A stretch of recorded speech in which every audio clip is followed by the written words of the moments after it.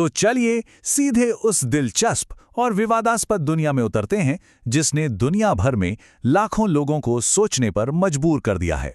ये सवाल दशकों से एक बहुत बड़ी पहेली बना हुआ है और इसकी शुरुआत हुई एक किताब से जिसने सचमुच तहलका मचा दिया था। हाँ, 1968 में एरिच वॉन डेनिकन की लिखी ये किताब आई और इसने एक ऐसा आइडिया सामने रखा जो बिल्कुल सनसनीखेज था। इसने प्राचीन अंतरिक्ष यात्री या एंशिएंट एस्ट्रोनॉट सिद्धांत को घर घर तक पहुंचा दिया। और इसकी पॉपुलैरिटी का आलम यह था कि दुनिया भर में इसकी 6 करोड़ 30 लाख से भी ज्यादा कॉपीज बिकी। मतलब 32 से ज्यादा भाषाओं में इसे ट्रांसलेट किया गया। इसने तो जैसे एक कल्चरल मूवमेंट ही शुरू कर दिया था। अब इस थ्योरी के पीछे जो शख्स हैं वो भी अपने आइडियाज की तरह ही कहना पड़ेगा काफी कंट्रोवर्शियल हैं।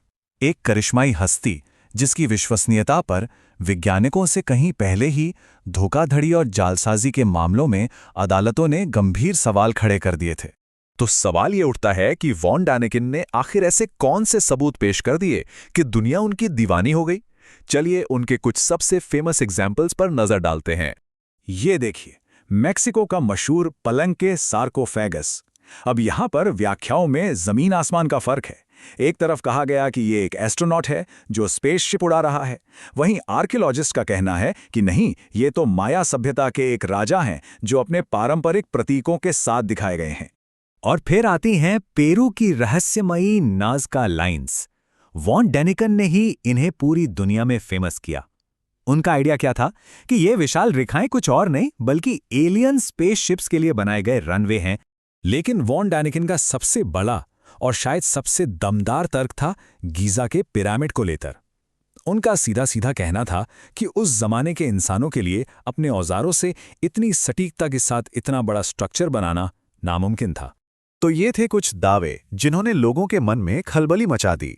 लेकिन साइंटिफिक कम्युनिटी ने इन दावों का जवाब दिया, और वो भी बड़े जोरदार और तथ्यात्मक तरीके से। मशहूर एस्ट्रोनॉमर कार्ल सेगन तो इसके सबसे बड़े क्रिटिक्स में से एक थे।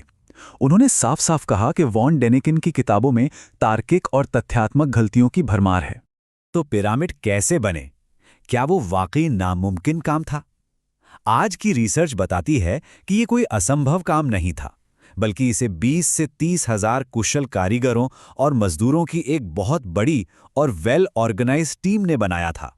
और इसके पुख्ता सबूत भी मिले हैं। पुरातत्वविदों मार्क लेहनर और जाही हवास को पूरा का पूरा गांव मिला है जहां ये लोग रहते थे।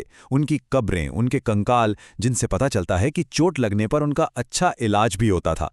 और सबसे मजेदार बात, दीवारों पर उनके गैंग के नाम भी लिखे मिले हैं, जैसे मेंकोर के शराबी। अब वापस आते हैं पलिंके के उस ताबूत पर। जब एक्सपर्ट्स ने माया कल्चर के प्रतीकों को ठीक से समझा तो पूरी कहानी ही बदल गई।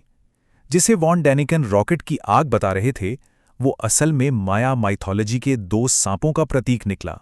लेकिन शायद सबसे बड़ा झटका तो तब लगा जब खुद वॉन डेनिकन ने ये मान लिया कि उन्होंने अपनी किताबों को और इंटरेस्टिंग बनाने के लिए कुछ चीजें मनगढ़ंत लिखी थीं।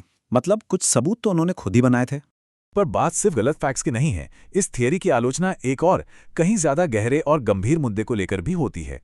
कुछ एक्सपर्ट्स का मानना है कि ये प्राचीन एलियन थ्योरी असल में वेस्टर्न डिनाइलिज्म नाम की एक पुरानी सोच का नया चोला है। इसका मतलब है कि जब कोई गैर पश्चिमी सभ्यता कुछ कमाल का बना देती है तो उसे उन लोगों की काबिलियत मानने की बजाय ये कह देना कि जरूर किसी बाहरी ताकत ने मदद की होगी। और क्रिटिक्स एक पैटर्न की तरफ इशारा करते हैं। ये थियरी ज्यादातर मिस्र, साउथ अमेरिका या अन्य गैर यूरोपीय सभ्यताओं की महान उपलब्धियों पर तो सवाल उठाती है, लेकिन रोम के कोलोसियम या ग्रीस के पार्थेनन जैसे यूरोपीय अजूबों को कभी एलियन से नहीं जोड़ती। ये पैटर्न सोचने पर मजबूर करता है। जीवाश्म विज्ञानी जूलियन बेनॉइट इस बात को और साफ करते हैं। उनके मुताबिक ये सिद्धांत जाने अनजाने में एक नस्लवादी धारणा को बढ़ावा देते हैं कि सिर्फ श्वेत लोग ही महान चीजें बनाने में सक्षम थे। मामला और भी गंभीर हो जाता है जब हम वॉन डेनिकन की ही एक दूसरी किताब को देखते हैं, जहां उन्होंने खुद कुछ ऐसे सवाल पूछे जो नस्लीय लगते थे। इस तरह के सवालों से आलोचकों को ये कहने का मौका मिला कि उनकी थ्योरीज के पीछे एक नस्लीय भेदभाव भी हो सकता है। तो आखिर में यह एक बड़ा सवाल हमारे सामने खड़ा करता है, आखिर हम बाहरी अनजानी ताकतों को क्रेडिट देने के लिए इतने उतावले क्यों रहते हैं और अपने ही पूर्वजों की काबिलियत को स्वीकार करने में इतनी देर क्यों लगा देते हैं? यह सवाल सिर्फ एलियंस के बारे में नहीं है, ये इस बारे में है कि हम अपने अतीत को कैसे देखते हैं।